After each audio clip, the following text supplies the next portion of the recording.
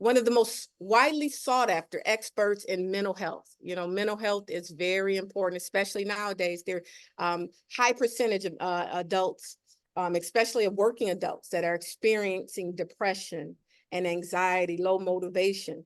So in addition to being a sought after expert, he has a private practice in Manhattan. He is an associate professor and course director of behavioral medicine at the Touro College of Osteopathic Medicine in New York City. Dr. Jeff is also an ordained interfaith minister with a doctorate in divinity from the New Seminary. Dr. Jeff, better known as America's Psychologist, is also a prolific author of 4 books and a contributing author of a half dozen books, including the brand new text, The Causes of Autism. That's a very important topic right now.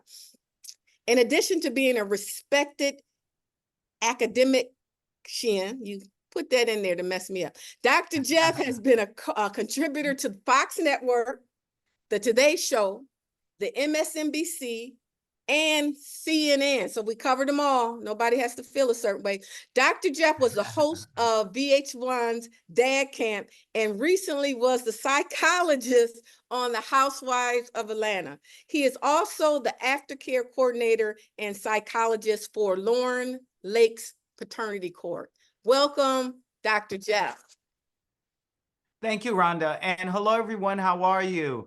Hello, Julie, Perry, Tamika, Susan, Jody, Heather, Melissa, Sheena, Jennifer, and all of you. It is great to see you all. And of course, I cannot leave out Tiffany, of all people. Miss Tiffany Howell, there you are. So thank you for joining me today. Rhonda, thank you so very much. The resources that you've given are absolutely amazing. What you're doing with MESSA are absolutely amazing. And Oprah has nothing on you. That's all I can say. Okay. Wait till your incredible audience today gets that new Mustang that you're giving out. All right. So, well, it's a Mustang miniature car, just so you all know. Right, Angela? Okay. So anyway, today, you can see my screen. Rhonda, they've got my screen, right? So, Yes, they have it. Thank you. Oh, by the way, a special shout out to your good friend Rhonda and mine, Jim Porter from Stress Stop, who introduced us. Yes. I love Jim and Rhonda. It's great that now we have become colleagues through Jim. So thank you so very much. Hello, MESSA. Hello, everyone. All right. So today we're talking about healthy habits for motivation, productivity, and wellness. This is really important. It echoes everything that Ms. Jones has been sharing with all of you, because the work that you do is so essential. You are the lifeblood of this country, because it is about education, it is about safety, and America turns its lonely eyes to you in these very troubled times to take care of our children, because they are the ones who are going to save us from all of the things that we've messed up on our beautiful planet Earth. But just to add a little bit more as to what Rhonda shared with you, I've been a board-certified clinical psychologist for 40 years.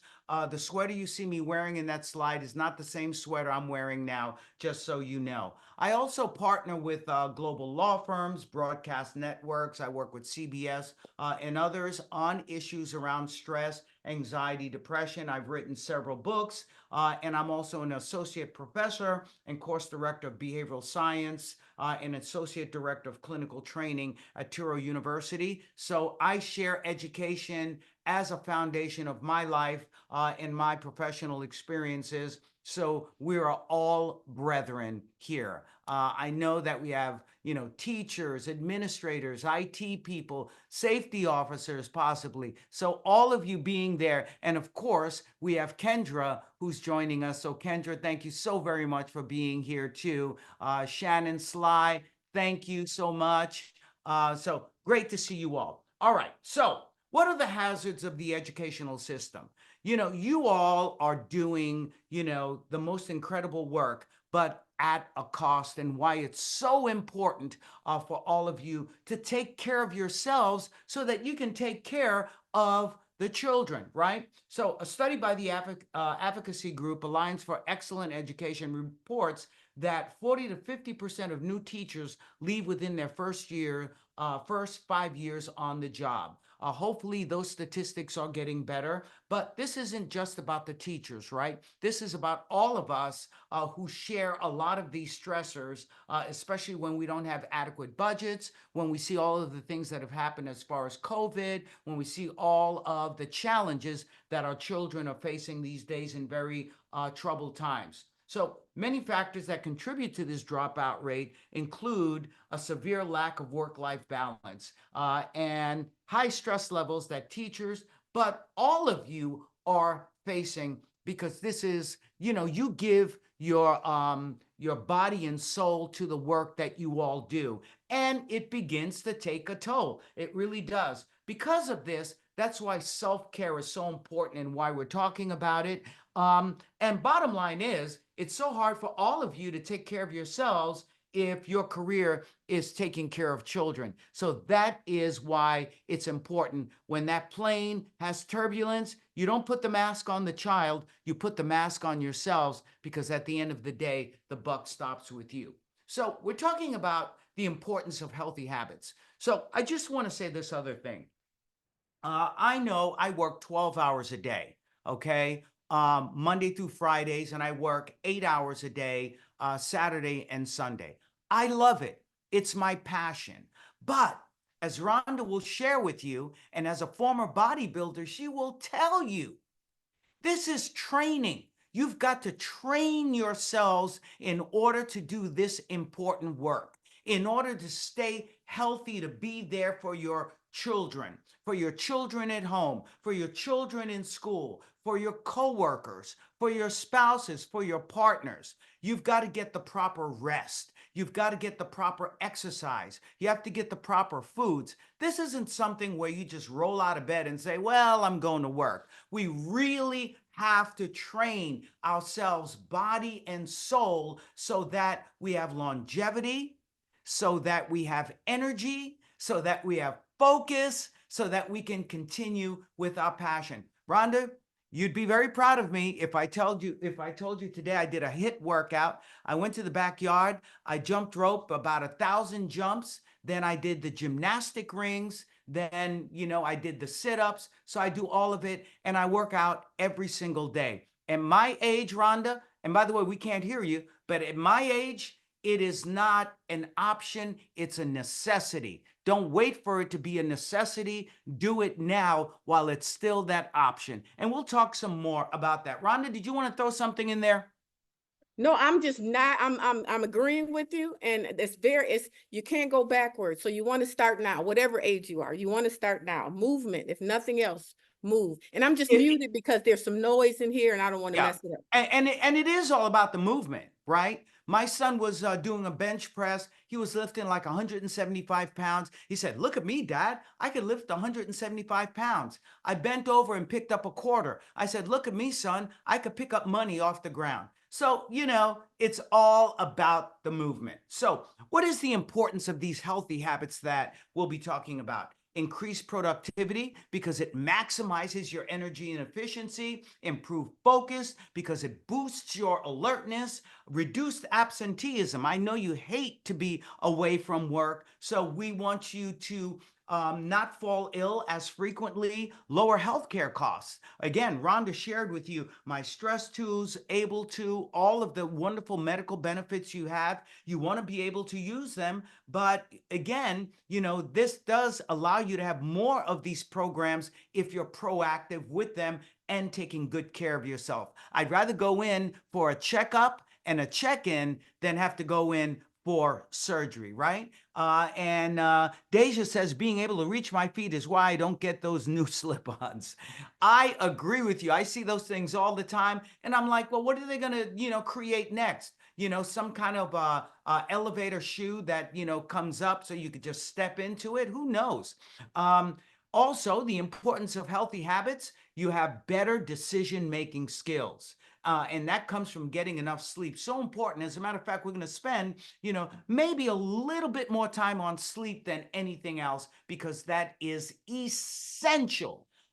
Improve memory. A healthy lifestyle can help improve your memory, especially if you're dealing with lesson plans, dealing with safety plans, dealing with IT, and so on. There's only so much information you can hold on to, and we'll talk about the importance of keeping lists and so on, but also having that focus, having that energy will improve your memory and improve quality of output, because if you don't feel well, you won't be able to give your best at work. And when you step in to the school or the administrative office or wherever you are the light in the room. Everyone turns to you to be energized and to be able to find a direction for the day. So here's our outline for today and what we'll be talking about. We'll be talking about sleep hygiene. We'll be talking about your morning routine, why that's so important to get on, as James Brown said, getting on the good foot. Setting goals for the day. Rhonda talked about that. That's so important because that's the GPS as to what we're doing all day long in that academic setting. Self-care at work. You don't have to just work out in the morning or work out in the afternoon. It's also about things that you can do at work while you're at the school building or wherever you may be. The importance of the proper meals, getting the proper breaks, and stretching. By the way, again, Rhonda will tell you, you can lift all the weights in the world, but if you're not stretching, then you're not getting your full workout. Stretching is so important. And I need to do a little bit of that myself. The importance of the workday shutdown ritual. Teddy Pendergrass had a song that said, "Turn off the lights." And then he would say, "I said, turn it off." You gotta turn it off. You can't keep going from morning through evening, just thinking day and night about what you're doing. You gotta turn it off and rejuvenate. And we'll talk about self-care at home, some of the important things that are part of your work-life, not work-life balance, that's out the window, work-life integration. Though work-life balance is important too, but we put it all together, okay? All right, so let's get this party started. Let's talk about sleep hygiene, the importance of that. First and foremost, according to the Mayo Clinic, adults who get less than 7 hours of sleep per night on a regular basis, well, they've been linked to poor health, including hypertension, diabetes, weight gain, stroke, heart disease, other types of issues, including emotional issues. Now, I know some of you get 6 hours of sleep and you're good with that. Right on. Some of you need 8, 9 hours of sleep. That's great too. Right on. If it ain't broken, don't fix it.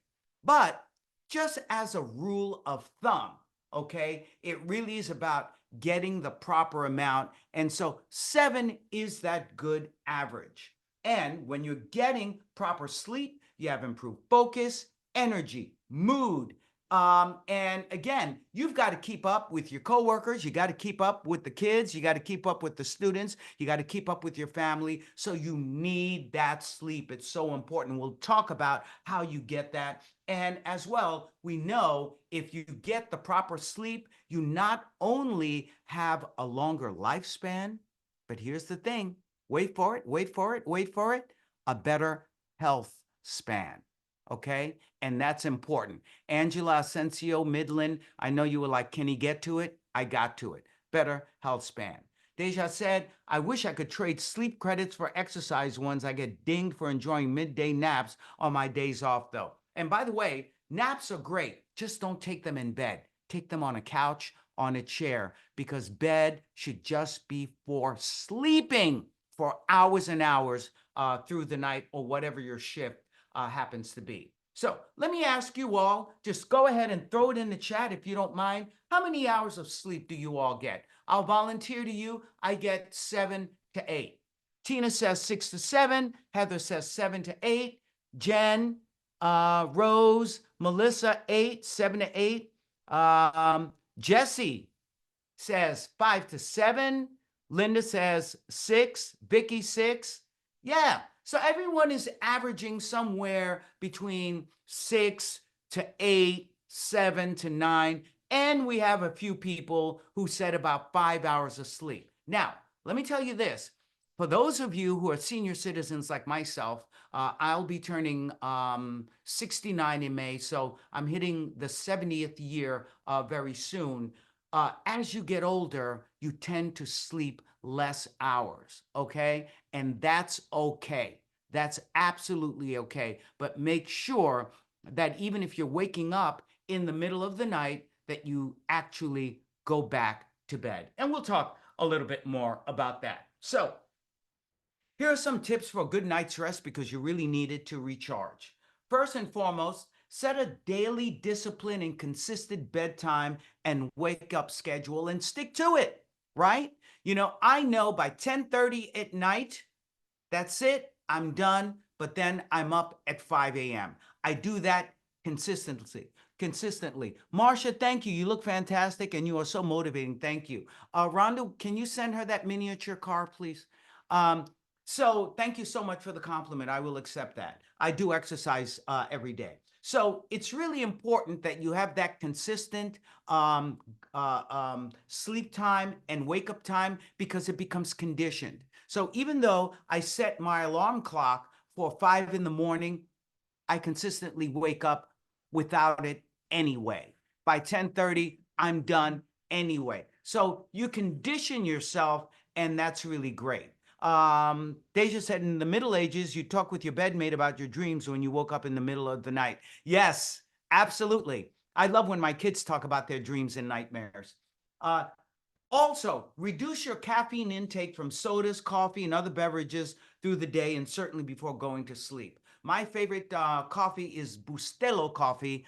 It is so strong that not only can you drink it, but you can put it on your scalp and grow hair. We call it an aphrodisiac, but it's not working for me, evidently. But I have 1 cup of it in the morning and I am done. Why? Because I don't want it to be an issue later on. Those energy drinks people are drinking all day long, that can keep you up all night. So please be careful of that. Minimize your caffeine intake. What about before going to bed? Well, first of all, try eating foods that enhance sleep that don't inhibit sleep. So having a porterhouse steak at 9 o'clock at night and going to bed at 10 is not a good idea unless you want to have nightmares and indigestion. So if you're eating later in the evening, because we want you to usually eat, digest, rest and digest 2 to 3 hours before you lay down in bed. But if you get home late or you start, your dinner late, have a bowl of soup, have some salad, have things that will not really have your digestive system working. Deja says, I'm giving up Cafe Bustelo, try Cafe Du Monde. Oh, I like that. Yeah. And that's also good. And as well, try to avoid the heartburn trigger. So really, really be careful. By the way, as you get older, okay, when you are eating dinner, don't go for the heavy steaks, heavy meals to begin with. Always start with a salad or a soup that opens up your digestive tract, and then you can have something a little bit heavier. But try to digest your food a few hours before you go to bed. Drinking alcohol right before you call it a night is a no-no. I know some of us may say, you know what? I really, really, really, really want to fall asleep quickly, so I'm going to have this glass of red wine. Here's the issue with that. You will fall asleep, but you'll wake up 2 or 3 times. So try not to drink alcohol before you go to sleep. And of course, if you drink, you want it to be in moderation, but even in lower moderation, because now all of the physicians and scientists are saying that we need to be less than moderate drinkers. We need to be low moderate drinkers because of how it affects body functions. A warm glass of milk before bed can also be helpful in relaxing you. Grape juice, believe it or not, can relax you. Chamomile tea, and of course water, and that's something you want to drink all day long. Prepare your bedroom. I know I'm preaching to the choir here. Um, Preparing your bedroom is important. I can't leave my bedroom with the bed undone, and I can't go to bed at night with the bedroom with the bed undone. So, draw your curtains, dampen the lights in the bedroom. Bring everything down because you don't want to inhibit the production of melatonin. Okay, light inhibits melatonin. You don't want to do that. So start to get everything to be, your mood lighting and so on. Make sure you have the proper fabrics on your bed.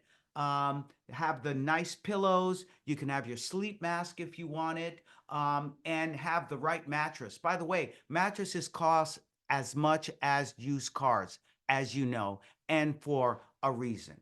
Okay, so that's really important that you set the scene for going to bed. As well, before turning in at night, stay off your computers, stay off of TikTok, stay off of YouTube. I know you like to see, the sea dance, okay? I know you like to see people, giving political opinions and so on. Keep all of that for later, earlier in the day. But stay off your computers, cell phones, and if you have a TV in your bedroom, don't turn it on before you go to bed. Again, all of those things fill up your mind, and as well, they inhibit that melatonin that you need that makes you drowsy. Fitness experts like Ms. Jones will suggest staying away from workouts right before bedtime, as that'll have you all amped up. Instead, try some yoga, some stretching, a warm bath. Do people take baths anymore? And you can also do 4-7-8 breathing. You all know how that works. If you don't, you breathe in through your nose 4 seconds, hold it for 7 seconds, and then breathe out through your mouths 8 seconds. So you can do those things as well. Yoga and meditation allows you to do those breathing exercises, and those things allow you to relax. Kendra says, I use my bathtub to bathe my dogs. Kendra, I have 2 St. Bernard poodles, right? They're mixing everything with poodles now. I believe they're going to be mixing humans with poodles. They're going to call them Hue-Poos. But I don't put them in the bathtub. I actually put them in the shower. I spray them down. I'm lazy, okay? As well, put out your clothes the night before for the next morning. Have it all hanging up and waiting for you, because that's less stress on your mind. Try winding down by reading a good book. Certainly, you can read one of my books, and that'll put you to sleep in no time. And as well, if you're going to have sounds, try ambient sounds, as far as music or the sound of the beach or the waves rolling in and out. All right. So let me ask you to just a few of you, what are some of your morning routines? That shouldn't be evening routines. What are some of your morning routines? Actually, I'm sorry. What are some of your evening routines? What are some of the things that you do to fall asleep? Curious to know. What are your evening routines? Let me go back to that. What are your evening routines? Read, audiobook. I love audiobooks. Reading my Kindle, reading a book and tea, calm down medication. James says, read, write, and bathe. James, do me a favor. Don't bring a Kindle into that bathtub. Taking a sauna, comfy jammies, taking the doggy for a walk, cuddle my dogs, floss, brush teeth, prepare bed. You've got it by the numbers. That's great, right? That's great. That's wonderful. All right. So let's talk about the morning routine. That's really important. You've gotten a good night's rest. So avoid hitting the snooze button, okay? Because you know what happens when you hit that snooze button, right? You wake up 15, 20 minutes later, and then you're running and rushing, which you don't want to do before you get to school or to the office. Give yourself a countdown. I forgot the name of the health guru, Susie Orman. I did her show one day, and she says the way that she gets up in the morning, she gives herself a countdown. 5, 4, 3, 2, 1, and she jumps out of bed. Be careful with heart attacks when you do that. But it does begin to train you to stop, thinking about everything you have to do and just getting on it and going. Complete your morning chores. That'll get you into the groove. My morning chore is I come downstairs, hit the coffee button for my Bustelo, but now I may try the Modelo now that you told me that. As well, I pour out water for the dogs, the dog bowls. I feed the dogs. I throw out the recyclables. I bring my wife's car around to the front of the house. So all of those things just start getting me into the groove, the routine of starting the day and doing things. And of course, doing my morning exercise. Keep your slippers near your bed so you're ready and you're ready to go. Start with a glass of water for rehydration because you will dehydrate through the night. As a matter of fact, I keep water by the bed through the night. Meditation, mindfulness, prayer, whatever it is that inspires you to get going. I read affirmations. I read Psalms from the Holy Book. But whatever turns you on, get some kind of spirituality to get you going. Christina says, in the morning, I read my daily devotions. Yes. Morning exercise, coffee. Lately, the snooze button, Heidi says, is a problem. So stay away from it, Heidi. Put on your favorite TV or radio program. I tend to go with live programs because it lets me know that we're in the world. They give you the time as you're going along. They become your friends, whether you're watching Fox and Friends, Morning Joe, whatever it is that you're watching, at least you know the day has started and you're starting it together. That exercise is important because a minimum of 11 minutes of exercise for energy, mood, and focus will give you a longer health span and have a healthy breakfast. Usually something that is high in glucose so that you can store energy and use it throughout the day. And I've already seen some of your morning routines, so we won't ask you too much about that. Now, Rhonda talked to you about the importance of goal setting, right? You want that GPS for the day. Just, getting over to the academic area, going where you're going, and it's like, well, whatever life throws at me, I'll do it. I don't have any particular direction. I'll do what have you. So, so, so important that you have your goals for the day. I wrote out my goals. These are my goals for today. I do them every day. And I also use a calendar to help me. That is my GPS for the day, and it gives me my directions. Fun fact. Okay, here are some fun facts. The average person's short-term memory can only hold 7 pieces of information for about 30 seconds. So, better organization and setting daily goals creates improved memory, gives you more space within your the CPU of your brain, gives you more boost and more productivity. Okay, so that's really important. I've got to read this because Angela has something that's really important here. For her morning, prayer, Bible reading, devotional, thankful notes on my calendar to remind her of all of her struggles. Her cat, Milo Boots. My dog's name is Milo, by the way. I have Milo and Mocha, and would like to get back to exercise for 30 minutes in the morning. And Sheila says, by the way, I love my planner, even though it's redundant with my phone. It doesn't matter because it's important. The phone is small. The calendar is big. Okay? So you can check, counter check, and I like having that. So work from a to-do list. Start the day writing down your priorities. What is it that you need to do? So in addition to my list, here were my priorities for the morning. Identify what are the most crucial tasks. Again, I did this, you can't really see it, but I did it according to dates, what needs to be done, and I put an asterisk over the things that need to be done immediately. Cross off things off your list as you get them done, because that is your reinforcement to say, yes, the mark of Zorro, and I'm getting it done, and that's important. Break your list down into weekly and daily lists.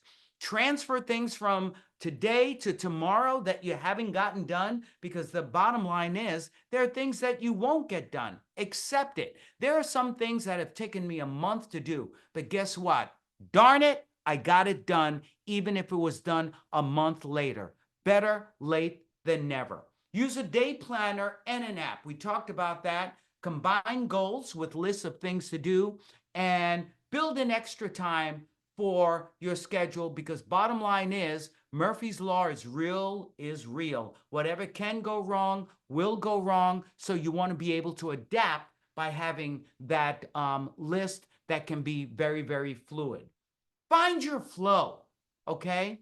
And what I mean by finding your flow is, what part of the day are you better at certain things? I know for me, when I have to write psychologicals or when I have to write articles or a chapter of a book, morning is for me because I'm a morning man, okay? So I like doing the harder things in the morning, and later in the afternoon, my flow is answering emails, doing Excel worksheets, being able to answer emails and talking on the cell phone at the same time. Jennifer said, what is a good planner app for iPad or iPhone? I'll ask our IT professionals to throw in, or any of you, what you use. What do you use? I just use Excel. As far as the phone app, I use what comes with my iPhone. So maybe you want to throw in something in there for Jen.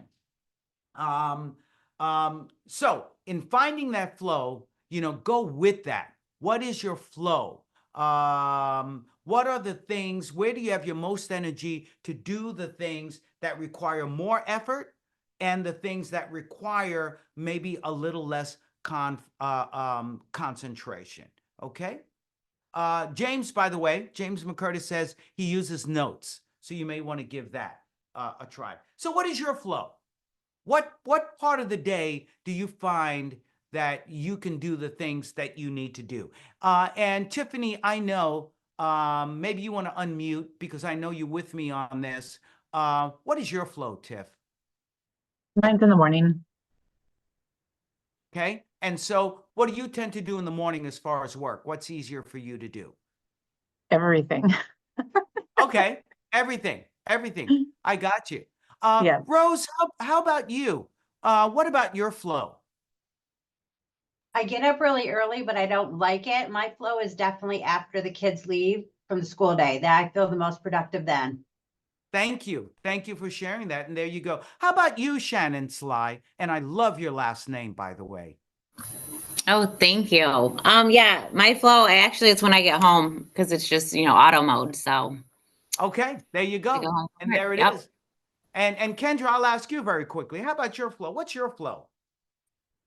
I'm definitely a morning person, so I got to get it done in the morning. If it's going to take all the brain power, that's when it's happening. Well, there you go. And so later in the afternoon, you could do things that require less focus, right? So what are some of the things you do in the afternoon, Kendra, that require a little less focus? That's usually when I'm responding to emails or making phone calls, things like that. Filling in notes, progress notes, that kind of stuff where I can take the time to do that. There you go. There you go. All right. Thank you. So find your flow, everyone. Whoa. It's really important to get your day going in the way that you like it. Christina says, or is it Christine? She says, maniac until I get into my car at the end of the of work, then regroup for the second half of the day. Jesse says, I'm a morning person. Deja says she brains stuff in the morning, meetings, webinars, and collaboration in the afternoon. So this is great. Get to know your flow. Amy says, mornings are my best time of day. Feel the energy rise along with the sun. Oh, yes. And don't let the sun catch you crying. All right. So let's talk about self-care. Self-care at work. So first of all, by your desk, wherever you may be, at your work station, keep a few healthy options like nuts, granola, bananas, peanut butter, so that if you don't have time for lunch or you need to re-energize yourself, instead of eating potato chips and stuff, and we tend to do that, all right? Let's not be so hard on ourselves. that you have something that gives you energy and that's also healthy at the same time. Stay hydrated, water, water, water. When you do have lunch, try to not eat such a heavy lunch unless you're going to have a lighter dinner, right? But if you have a light lunch, it gives you more energy through the day because you don't want all the blood from your brain going down to your stomach. So you want to be able to do that. But Deja says, I'm a librarian. I'm full of random fun. Yes, yes. By the way, Deja, did you know that Batgirl in the day, her day job is a librarian? So try to share a meal with folks that you work with because it's a good way of catching up and talking to one another. As Barbara Streisand said, people who need people are the luckiest people in the world. So let's connect with other people. Okay, so that's very important. I know you get breaks, in between classes or at the administrative office. You may not get certain breaks. So make it your business to try to take a break, a 5-minute break here and there. If it means just getting up and walking through the halls or the schoolyard or outdoors. So that gives you a minute to be able to rejuvenate, recapture yourself, be able to catch your breath. Those things are important. Check in with family and friends, give a quick call, to your partners, to your kids, seeing how they're doing, because not only does that help rejuvenate you, but it also keeps you happy knowing that people are well. Now, we talked about stretching. Really, really important. There are stretches that you can do. You can look this up, and I'll actually send this to Miss Jones, this website here. I'll send it to her by the end of the day. But you don't have to just stretch when you get home. Sometimes you need to stretch in the middle of the day. So, easy stretches, whether you do this for 10 seconds or whether you do this for 20 seconds each side, or if you're sitting down, putting your hands underneath the chair. Check under the chair, by the way, especially if it's not yours, because you never know what's waiting for you. There might be a treasure trove of stuff you don't want. Put your hands under the chair and then pull up for your shoulders. You get to sit down and be able to turn side by side, or, pulling your neck here and there, or standing at the chair and stretching, doing a cat stretch. Have you noticed, for all of you who have pets, cats, dogs especially, how before they go out in the morning or the evening, they do, the doggy stretch or the cat stretch? They know something that we don't know. Stretching is important because prolonged sitting or prolonged standing can cause muscular tension and pain. So it's important to take 5 or 10 minutes during the day to do your stretching. And then, of course, the end of the school day, you want to be able to turn it off. You want to be able today to say, no matter what happened today, I did my duty. I took care of my constituents. I took care of my kids. I took care of my fellow staff. It's the end of the day. I'm not looking back. I'm not being like Dr. Jeff, who has obsessive compulsive disorder, generalized anxiety, and hypochondriasis, and unreasonable fear of germs. And yes, I have been to therapy. And yes, I am a hot mess, but I am happy because I deal with it, right? I address it. If you talk the talk, you got to walk the walk. So it's really important that you be able to walk away. I said walk away from the work site knowing you're done for the day. Now, of course, when you get home, you might have to work on lesson plans. You might have a second gig. You've got to take care of your families. I know so many of you carry so many different roles, but at least with the 9 to 5 or 8 to 6 or whatever the case may be, you're done with that. Okay? So, ending the school day gives you a sense of accomplishment and finality. Review your accomplishments. Go back to your to-do list and cross out everything that you needed to do that you've done, and then put on to tomorrow's to-do list the things that you didn't accomplish or that you are going to do anew. And why is that important? Because you don't want to carry around that emotional baggage. Okay? I went to the airport the other day, and the person at the ticketing desk said, "Do you have any baggage to check in?" I said, "Just emotional baggage." She said, "That'll cost you $1,000. Leave it right here." She got it. Okay? Close your computer windows. You know, I know some of you put it to sleep. Shut it down. It needs rest. You need rest. When you put it to sleep, it's like, it's there waiting for me. We don't need that waiting. You have folks at home waiting for you. You have a life waiting for you in addition to your professional life. Tidy up your space.